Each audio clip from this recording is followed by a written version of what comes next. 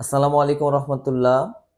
আজকে আমি যে ক্লাসটা নিয়ে আসছি সেটা হলো বেসিক গ্রামারের 4 নম্বর ক্লাস, অর্থাৎ রাইট ফর্ম অফ ভার্বের 4 নম্বর ক্লাসটা আমি নিচ্ছি। এবং আজকের ক্লাসটা খুবই খুবই গুরুত্বপূর্ণ একটা ক্লাস। তোমরা দেখলেই বুঝতে পারবে যে হ্যাঁ স্যার আপনি কথাটা ঠিক বলেছেন একেবারে। তো চলো যাই দেখি। প্রথমে আমি রুলসের ইম্পর্টেন্স নিয়ে আলোচনা করব। দেখো, এটা এসএসসি পরীক্ষায় এই রুলস থেকে একটা অথবা দুইটা কোশ্চেন আসবেই। আবার এইচএসসি পরীক্ষাতেও একটা অথবা দুইটা কোশ্চেন আসবেই। তোমরা বিগত সালের বোর্ড কোশ্চেন গুলো অ্যানালাইসিস করো, দেখো আমার কথাটার সাথে মিলে কিনা।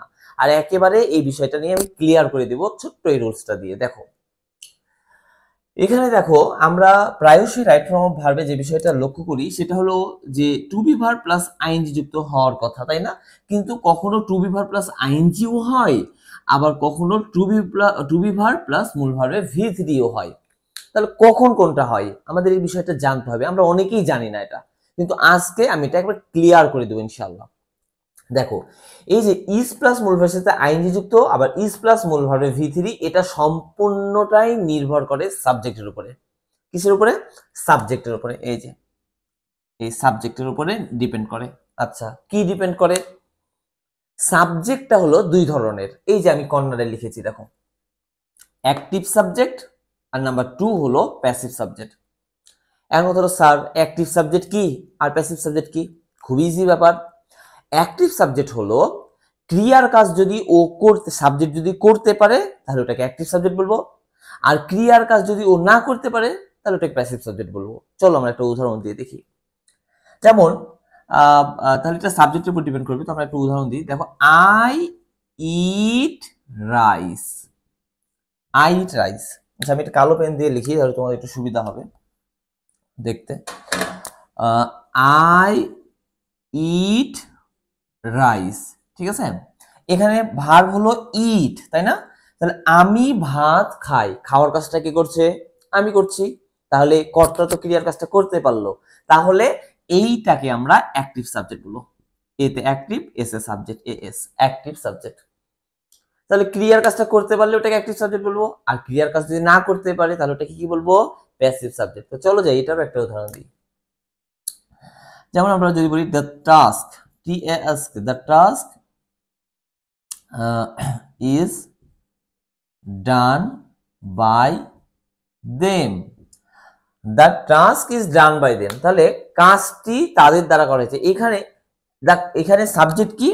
এই মুহূর্তে এখানে সাবজেক্ট হলো দা টাস্ক। কাজটা কি করতে পারে? কাজই কি কাজ করতে পারে? কাজ তো করতে পারে। কাজটা কেউ না কেউ কোনো একজন ব্যক্তি করে। তাহলে এই এটা সাবজেক্ট বটে, কিন্তু কিন্তু ক্রিয়ার কাজটা সম্পূর্ণ করতে পারছে না। কাজ কোনোদিন কাজ করে? কাজ তো কোনোদিন কাজ করে না, কাজ তো মানুষ করে। তাহলে এখানে এই কাজটা হলো, এই সাবজেক্টটা হলো প্যাসিভ সাবজেক্ট।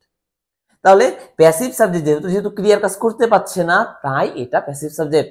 আর প্যাসিভ সাবজেক্টের জন্য দেখো, ইজ আছে, টু বি ভার্ব আছে, আবার মূল ভার্বের ভি থ্রি।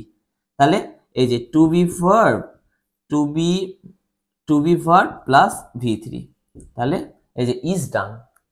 ব্যাপারটা আমরা ক্লিয়ার হলাম আশা করি। তাহলে তাহলে এই যে ইজ ইটিং এবং ইজ ইটেন, তাহলে অ্যাম ইজ প্লাস মূল ভার্বের সাথে আইএনজি যুক্ত কখন হবে? যদি এটা সাবজেক্টটা অ্যাক্টিভ সাবজেক্ট হয়। I am eating some mangoes, ঠিক আছে? তারপরে হলো যদি সাবজেক্টটা প্যাসিভ সাবজেক্ট হয় তাহলে যে অ্যাম ইজ আর থাকলেও মূল ভার্বে ভি থ্রি হবে। আশা করি তোমরা ক্লিয়ার হয়ে গেছো। আমরা একটা বোর্ডের প্রশ্ন সমাধান করে যে হ্যাঁ দেখাবো যে আসলেও এই ধরনের কোয়েশ্চেন আসে কি না।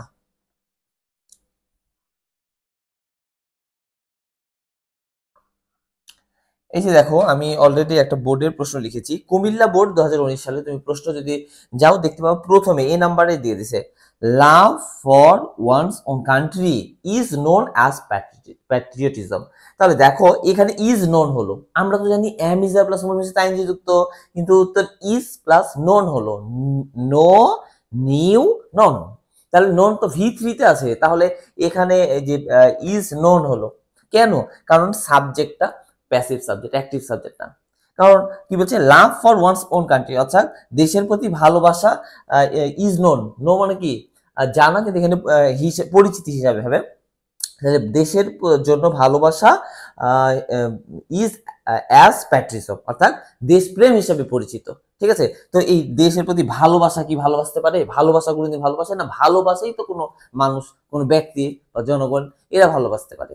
তাহলে এখানে তো এই কর্তা তো ক্রিয়ার কাজ সম্পূর্ণ করতে পারছে না। ভালোবাসায় কোনোদিন ভালোবাসতে পারে?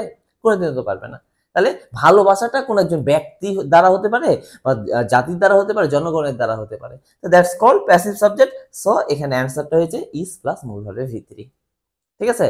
তো যাই হোক সব মিলিয়ে আশা করি তোমরা এই ক্লাসটা বুঝে ফেলেছো এবং that's a very much important topic and important class. I think that you know. So dear student, thank you very much for your attention.